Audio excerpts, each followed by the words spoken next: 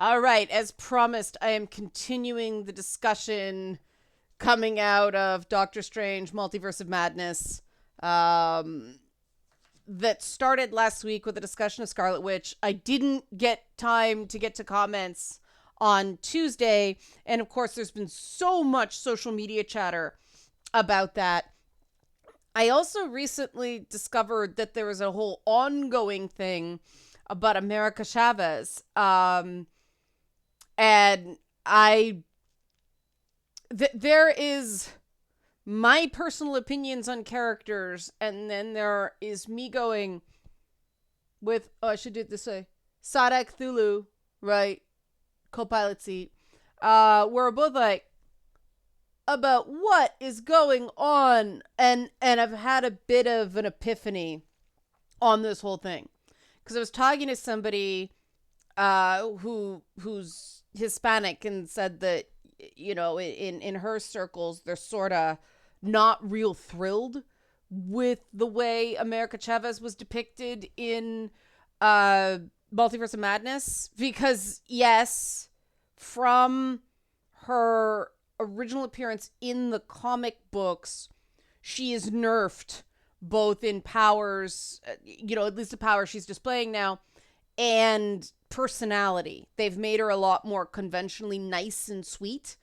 than she is in the books. And I said, well, I think they didn't want another Ray as a Mary Sue thing, or another ridiculously overpowered character like Captain Marvel.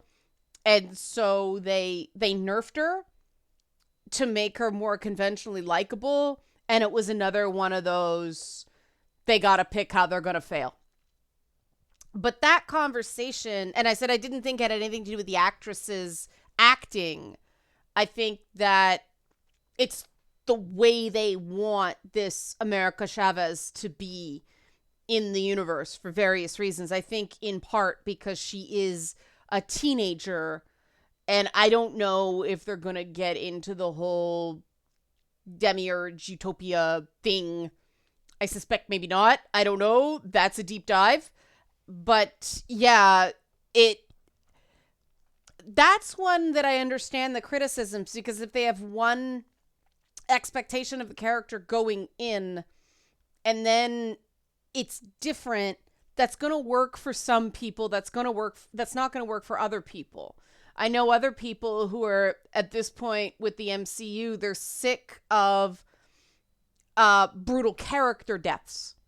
They, you know, they don't want those to just be on-screen shocks, and that's a subjective opinion, right? It's not right or wrong. It's just a question of what they enjoy. But then you get the hot takes. And oh, I forgot to do the help support this channel. I got so into the topic. So help support this channel. Become a monthly patron. Patreon.com/Leanna K. Or buy a one-time Leanna Care session for someone who can use it and can't afford it. Coffee.com/Leanna K. These sorts of discussions come up in Leanna Care sessions, and they actually end up allowing me to learn things about people. So I enjoy talking about them. But I find it interesting that America Chavez, someone help me out with my American pronunciation here. Is it Chavez or Chavez? You will tell me. Kind of hard to do in text, but yeah. But America Chavez, even before the movie came out, was considered a controversial character because of the objections to the Arab world, of the fact that canonically she has two mothers, and she is a lesbian. She's experimented with boy kissing in the comics, but decided it wasn't for her. There's also some stuff with her where she's Puerto Rican coded, not actually from she doesn't have the experiences of an Earth Hispanic person, which has some people claiming it's representation-ish, which, okay, I can see the point there. It's all how you define representation. But that's where I ended up going with this, why people get so about these characters, and why the reactions to Wanda are so, to mine eye, kind of nutty. With the classic Marvel characters, the ones they started the Avengers with, Thor, Hawkeye, Captain America, Iron Man, Hulk. You go to a movie and go, that's supposed to be Thor, that's supposed to be Iron Man, that's supposed to be Captain America, that's supposed to be Hulk, right? / Bruce Banner.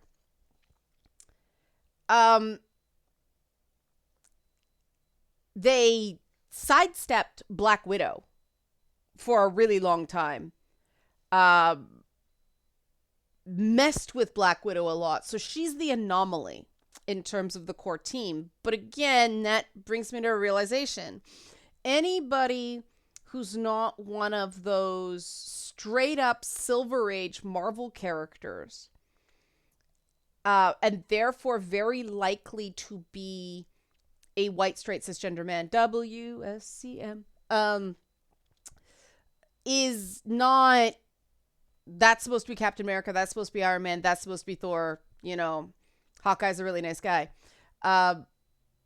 Everybody else is, that's supposed to represent me, right? It's representation. It's not characterization. And that's why I think we start getting these weird relationships to characters like Captain Marvel and Wanda Maximoff and so on and so forth, which objectively overall have been, well, Captain Marvel was just, I don't know what they were thinking. They were thinking woman. Disney Marvel loves the I am learning who I am story with women, and I'm so done with it. I was done with it with WandaVision. I'm bored. I want another story. Even Black Widow was, oh, my family, all that stuff. I need to retrace my family. But the Black Widow movie was a hot mess as well.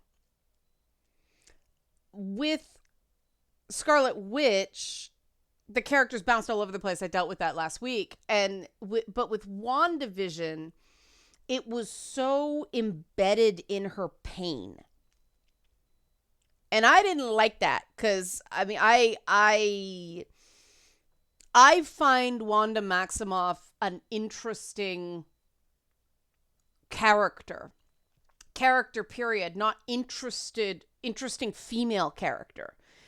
The problem is, the biggest reason I find her interesting is that, in certain continuity, she's Magneto's daughter. And that is compelling to me because it's like, wow, what's it like to be the child of Magneto, And that, I think, takes it in a kind of unique direction, of course, because of the Fox Marvel Studios split and licenses. They weren't able to explore that, and so to me it left the character without a tether. I'm also very connected to the character because of the unique connection to the now late George Perez, who was a wonderful, wonderful man. And his sort of design for the character, that's always been Scarlet Witch to me, with, the coin belts and the sort of Roma inspired costume. And I knew we were never going to get that because of the political issues, but because of who Scarlet Witch's mother was, that actually would have made sense. Now, okay, Scarlet Witch's whole sort of Silver Age deal is weird. But certain things in the more modern age, but she has become this embodiment of pain and rage because of House of M. And the character has never been allowed to be more than that in real terms, because Joss Whedon's a petulant man-child, and then other people had to play the ball where it lies in terms of where the character's story was.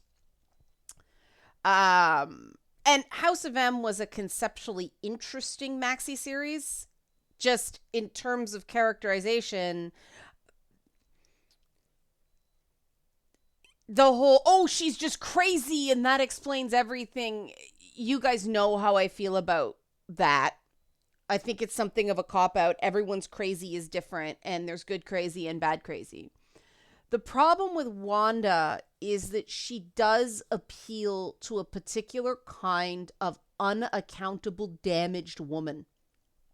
And part of my issue with WandaVision was that it was this whole permission structure for a woman to be utterly horrendous. The human shittiness, that's inhuman shittiness, what Wanda does in WandaVision.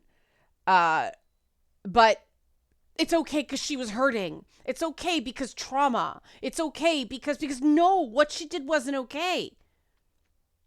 And the problem is the ending of WandaVision basically suggested that everything she's done is forgivable because she felt bad and then felt bad about it. And I'm sorry, that's not adulting. But Disney cultivated this fan base for unaccountable, traumatized woman fans because they see themselves in her. And, you know, I say this as somebody with my fair share of trauma, but I own my shit and don't let that trauma define me. That trauma was something that happened to me. That trauma is not me. And I will not let it be me. I use it as an inspiration to be a better person, not an excuse to be a shitty one. These are choices, right? Now, when I was in the midst of trauma, did I do some not great stuff? Yeah, I'll admit that. But there were consequences to that. I accept those consequences. It's not, oh, I feel bad about the things I did because I felt bad. That's punishment enough. I'm not a big fan of punishment, but I am a big fan of accountability. And before Doctor Strange Multiverse of Madness, there was no accountability for Wanda Maximoff and the sociopathic, flat out psychopathic things that she did. I mean, the whole Hex thing was just an exercise in grandiose narcissism, that you can take over other people and make them dance monkey dance because you're sad and want the perfect sitcom family. Fuck right off with that. But Disney cultivated this entire fan base of people who liked that. And you can always tell when something appeals to narcissists and narcissistic sociopaths because Hollywood calls it groundbreaking television. You know, in order to be considered groundbreaking television by entertainment critics, there has to be a massive dollop of narcissism dumped onto decent cinematography. The scripting doesn't really matter as long as it makes narcissists seem like they have a point. The world made them do horrible things. The entertainment media is going to love it because it's full of narcissists, because entertainment in general is full of narcissists. And so we have this whole fan base for Wanda. So Disney hid who the fucking villain of Doctor Strange 2 was. And people complained in the comments section of my last video that the villain, saying who the villain was in the story was a spoiler. And that's where I get really annoyed with things, because the villain, who is the villain, unless it is a twist of like like, that was a complaint I had with Watchmen, the movie. The whole thing of Ozymandias being the villain was behind the whole thing was supposed to be a surprise, and in the movie it's not. Instead of hero coding Ozymandias, they villain code him right from the beginning, and the minute I saw the posters, I'm like, I'm not gonna like this movie. They don't understand Ozymandias because he's supposed to look like Superman but be the bad guy. They put him in purple. Purple's a fucking villain color in men. Anyway, but when you, unless it's something like that, when who the antagonist is in a story is a fucking spoiler, that's too much secrecy. I'm sorry. Market the movie, not market the ideas surrounding the movie, but I totally get why Disney did it. Because they wanted all the crazy face Wanda fans to see the movie. And if they knew she was the antagonist going in, they probably wouldn't see it because they wouldn't find it validating. And my thought was, she's better as an awesome villain than a weepy, unaccountable protagonist who they aren't prepared to make a full-on anti-hero because female pain. I don't want defined by crazy Wanda Maximoff. I don't. That was not the way I wanted her in the MCU. But at least she was coherent and badass and accountable in Multiverse of Madness, as opposed to that, I talked about, the whole shitty human behavior. WandaVision is a character study in toxic femininity and how nothing's your fault as long as trauma. No, that's not being a whole person. That's fucked up. That's fucked up. But there are a lot of fucked up people out there because that's what women are supposed to be. And so Disney hid what the movie was about. And I actually, thinking about it, think that antagonist is a better term for Doctor Strange Multiverse of Madness because Doctor Strange himself is an anti-hero. And it's funny that people think that, some people think that America Chavez's actress's acting wasn't great because I actually thought the worst performance in the whole thing, and this does not mean it was bad, it just shows the quality of it, was actually Benedict Cumberbatch. He does, and this is again, I found him sort of at a 6 the whole movie, as opposed to Spider-Man No Way Home, where the thing about Doctor Strange, again, they change him somewhat from the comics because in the Marvel Cinematic Universe, or he changes it from the versions of the comics I like with Doctor Strange stories. He's dropped into that Tony Stark role where he's a mentor for teenage characters or young adult characters because it makes his irresponsible man-child narcissism seem like less what it is and yet calls attention to it at the same time.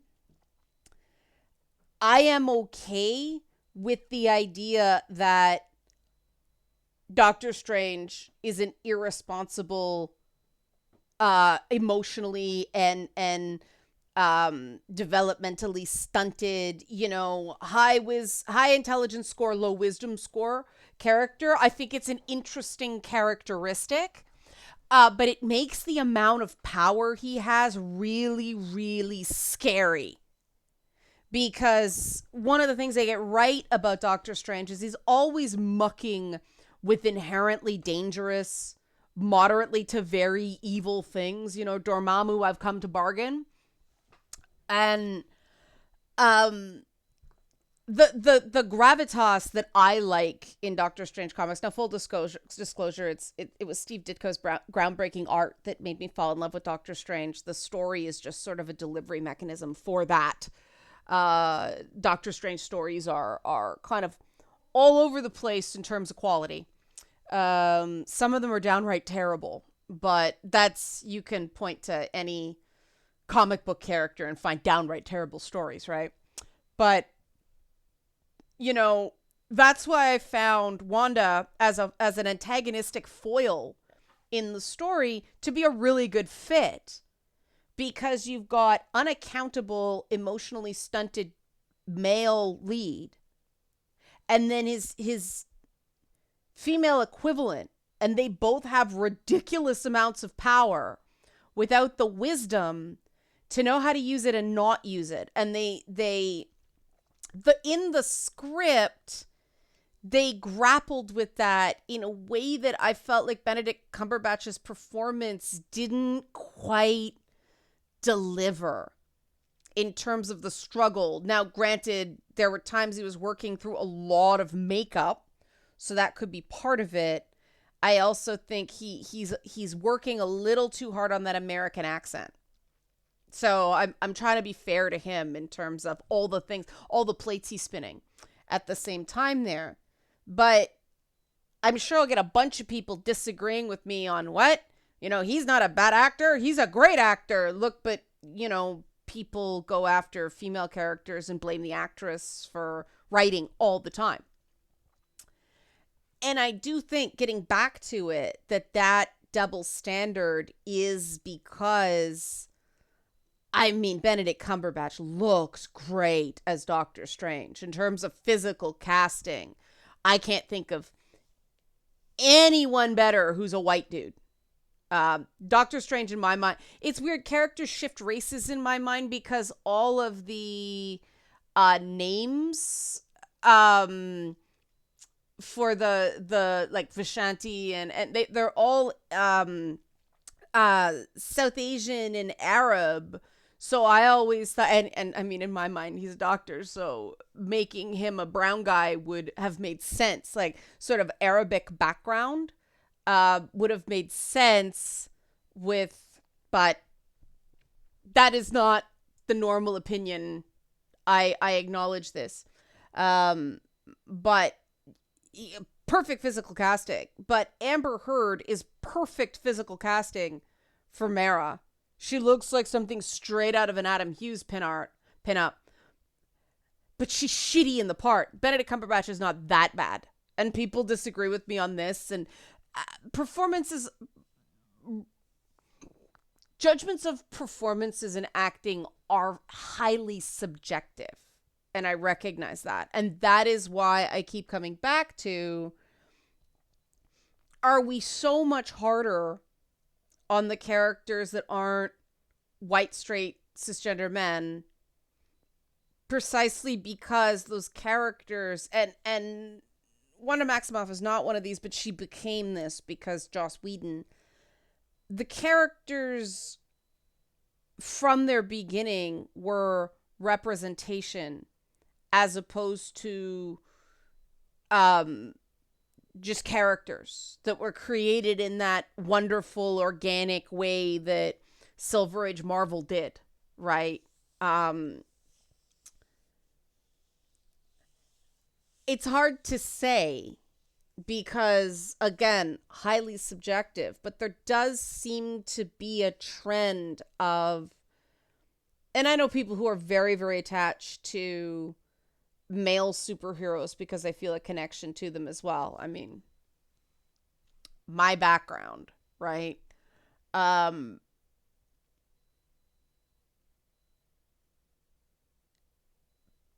it's gone off the chain with characters like Wanda Maximoff.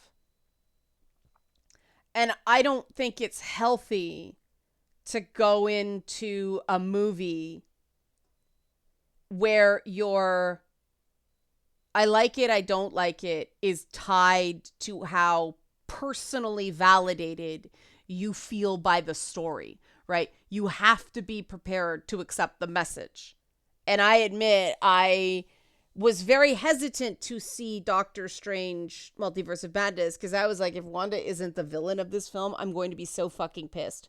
because if they let her off the hook for what she did, and then I'm like, is that me wanting validation? And I realized no, it's just I want the female characters in the MCU to have the same chances of success that male characters do. And you're not going to get the buy-in from people who love superheroes and therefore are interested in fairness if you got a character that gets away with epic amounts of shit and is never called on it. That's the issue. Because again, you know, I already went through my disappointment with Not My Wanda when she was introduced in Civil War. Well, Avengers, really. She was a end credit sequence in Civil War. I never liked Elizabeth Olsen's casting. She has really grown on me. And so now I want to see more because she was so good in Multiverse of Madness. Like, I now want I want to see a Wanda that's not crazy because she's gradually sold me on the Wanda who is, right? And that's not saying I have issues with people with mental illness. No. Just people with mental illness in the real world are still responsible and accountable for what they do. But then I think of these other characters, like the people being really hard on America Chavez. Like, come on, guys, give her some time, right? And I understand that there are a lot of things that just hit people the wrong way on the other side of that representation thing too, like the fact that she's wearing the LGBTQ plus pin. And I admit that kind of struck me as odd because the whole idea with her is that she comes from a utopia where having two moms is not a big deal. So why would she be wearing a pride flag pin? And then I realized it was probably because they knew they were going to have the fight with certain countries that wanted the scene taken out. So even if the scene was taken out, they couldn't remove the pin. It's in the whole movie.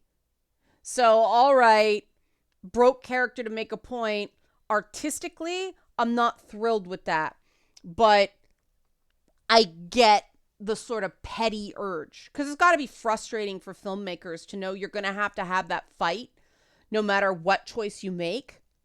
It's another, how you going to fail? And so many of these Marvel adaptations are how you have to choose how to fail. They're Kobayashi Maru. Sorry to split fandoms. But so many of, you know, these characters are based on pre-existing tropes, and some of them were linked to Yellow Peril, Orientalist. I mean, the whole evil wizard thing, wizard, vizier, Orientalist, mystic. That root is undeniable. Same with characters like the Mandarin in, you know, as a Marvel villain. Though I do like the way they handled it in Shang-Chi much better. But again, some people thought Ben Kingsley was awesome. Some people are just so happy to see something on the screen that they come at it from a very different perspective that I do. I don't need validation for the things I like through movies. So I'm like, I'd rather not at all than a mess. And I cosplayed Captain Marvel when she was still Ms. Marvel. I really liked that character once she got out of a coma. So the Captain Marvel movie was a big disappointment for me. But let's face it, I'm in a tiny, tiny minority of people who liked the character in big part because, you know, Frank Cho doing a cover meant I could cosplay her and get the body dimensions right. I have that problem with cosplay a lot. Thanks, Frank. But, you know, I actually went in wanting Captain Marvel as a character, not a delivery mechanism for Riot Girl 90s feminist soundtrack and another I know who I am now story. And maybe the very reason I'm so sick of those stories is because the male characters are who they are at the very beginning of their stories. Like the casting they do is so good most of the time. Elizabeth Olsen was the right casting, even though I didn't know it, right? The male characters are always fully formed when they start because of the casting. And the writing is so bad and so nerfed and so reductive on everybody else, with the notable exceptions of the Shang-Chi characters and the Black Panther characters, because those are movies that are just all in. This is a black superhero movie. This is an Asian superhero movie. Deal with it. And so, I mean, Katie, Awkwafina's character in Shang-Chi, is one of the best constructed out of the gate, best characterized out of the gate female characters in Marvel. Up there with Darcy in Thor. There's not enough Darcy. I love that she was put in WandaVision, but please give us a Jimmy Woo, Darcy, other sidekicks show. Please. I just watched those characters, right? Agatha Harkness is another one who I have high hopes for. Though we didn't get a lot of Agatha as a person because of the format in WandaVision. But, you know, Shuri and M'Baku, and they were able to be characters. T'Challa was able to be a character because it wasn't, representation. It's, nobody's going to see this movie if they aren't sold from the beginning. So they went for it and created characters. Same with Shang-Chi. If you have a problem with Asian superheroes, you're not going to see the movie, right? They're not, please like it, please look strong woman, see like. So just, of course people are going to see this. Of course people like this. There was a confidence in those films that the all up the chain they do not have with these female characters, whether they're long-standing or not. And I totally get why they nerfed America Chavez. It's just really disappointing that they had to, and she couldn't be, because if she was who she was in the comics, people would probably say she's too much like Spider-Man, because she's quippy and kind of snarky and tough.